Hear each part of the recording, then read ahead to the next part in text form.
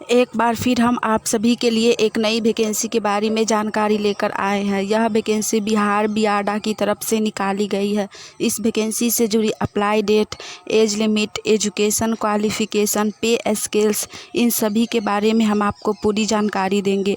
अगर आप इस वैकेंसी के लिए फॉर्म अप्लाई करना चाहते हैं तो इस वीडियो में लास्ट तक बने रहिए और इस वैकेंसी से जुड़ी पूरी जानकारी ध्यानपूर्वक सुनिए। बियाडा रिक्रूटमेंट 2023 बिहार औद्योगिक क्षेत्र विकास प्राधिकरण के तरफ से एक बहुत ही अच्छी भर्ती आई है। ये भर्ती 2 अलग अलग प्रकार के पदों के लिए निकाली गई है।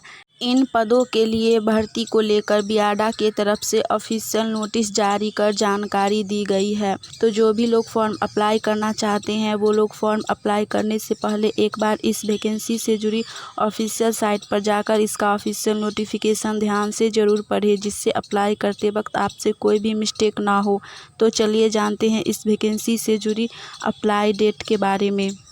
जो भी लोग इस वैकेंसी के लिए फ़ॉर्म अप्लाई करना चाहते हैं उनके लिए फ़ॉर्म अप्लाई डेट स्टार्टिंग है 5 सितंबर 2023 से और इसका लास्ट अप्लाई डेट है 25 सितंबर 2023। जिनको भी फॉर्म अप्लाई करना है वो लोग 5 सितंबर से लेकर 25 सितंबर के बीच में कभी भी फॉर्म अप्लाई कर सकते हैं। इसके बाद हम जानेंगे इस वैकेंसी से जुड़ी एप्लीकेशन फ़ी यानी कि आवेदन शुल्क के बारे में। बियाडा रिक्रूटमेंट 2023 के लिए आवेदन करने के लिए आवेदकों को आवेदन शुल्क भी देना होगा। इन पदों पर भर्ती को लेकर सभी वर्गों के लिए एक ही आवेदन शुल्क तय किए गए हैं। इसका मतलब है कि आप चाहे किसी भी कैटेगरी या वर्ग से आते हो, आपको एक समान ही आवेदन शुल्क देना होगा। तो चलिए जानते हैं। जनरल, ओबीसी, ईडब्ल्यूएस, एससी और एसटी इन सभी कैंडिडेट के लिए एप्लीकेशन फ़ी 500 रुपया रखा गया है।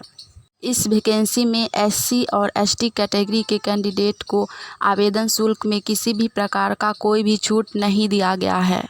इसके बाद हम लोग जानेंगे इस वैकेंसी से जुड़ी एज लिमिट यानी कि उम्र सीमा के बारे में। इन पदों को लेकर कोई भी न्यूनतम उम्र सीमा निर्धारित नहीं की गई है, किंतु इसके तहत अधिकतम उम्र सीमा को लेकर जानकारी दे दी गई है। इसके तहत भर्ती 2 अलग अलग प्रकार के पदों के लिए निकाली गई है, इसलिए इन पदों के लिए अधिकतम उम्र सीमा भी अलग अलग रखी गई है। पहला पोस्ट है कंसल्टेंट फाइनेंस के लिए, इसमें मैक्सिमम एज 45 वर्ष है।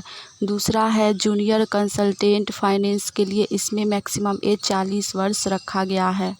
हो सकता है कि इस वैकेंसी में मिनिमम एज यानी कि न्यूनतम उम्र 21 वर्ष रखा जा सकता है। इसके बाद हम लोग जानेंगे इस वैकेंसी से जुड़ी पे स्केल्स यानी कि सैलरी के बारे में। तो इसमें 2 अलग अलग पोस्ट है, इसीलिए इनमें सैलरी भी अलग अलग रखी गई है। पहला पोस्ट है कंसल्टेंट फाइनेंस के लिए, जिसमें सैलरी 1 लाख से लेकर 1.5 लाख पर मंथ सैलरी दी जाएगी।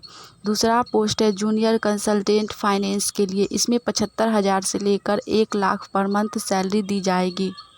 इसके बाद हम जानेंगे इस वैकेंसी से जुड़ी पोस्ट डिटेल्स के बारे में। इसमें टोटल पोस्ट 2 दिया गया है, जिसमें अलग अलग प्रकार का 2 पोस्ट है। पहला पोस्ट है कंसल्टेंट फाइनेंस, इसमें टोटल पोस्ट 1 दिया गया है। दूसरा पोस्ट है जूनियर कंसल्टेंट फाइनेंस, इसमें भी टोटल पोस्ट 1 ही दिया गया है। इसके बाद हम लोग जानेंगे इस वैकेंसी से जुड़ी एजुकेशन क्वालिफ़िकेशन यानी कि शैक्षणिक योग्यता के बारे में। इस वैकेंसी में 2 अलग अलग प्रकार के पोस्ट रखे गए हैं और इनकी शैक्षणिक योग्यता भी अलग अलग रखी गई है। पहला पोस्ट है कंसल्टेंट फाइनेंस के लिए, इसके लिए आपका फाइनेंस एंड अकाउंट्स से 6 ईयर का एक्सपीरियंस होना चाहिए, तो आप इस वैकेंसी के लिए फॉर्म अप्लाई कर सकते हैं। दूसरा पोस्ट है जूनियर कंसल्टेंट फाइनेंस के लिए, इसमें आपका मिनिमम 4 ईयर का एक्सपीरियंस होना चाहिए फाइनेंस एंड अकाउंट्स में, तो आप इस वैकेंसी के लिए फॉर्म अप्लाई कर सकते हैं। हमने इस वैकेंसी से जुड़ी आपको पूरी जानकारी दे दी है। अगर आपको यह जानकारी अच्छी लगी हो तो वीडियो को लाइक कीजिएगा और आने वाली ऑनलाइन या ऑफलाइन किसी भी प्रकार की वैकेंसी की जानकारी सबसे पहले चाहते हैं तो हमारे चैनल को सब्सक्राइब करके नोटिफिकेशन ऑन कर लीजिए। मिलते हैं हम आप सभी से फिर से एक नई वैकेंसी की जानकारी के साथ। आज के लिए इतना ही। जय हिंद।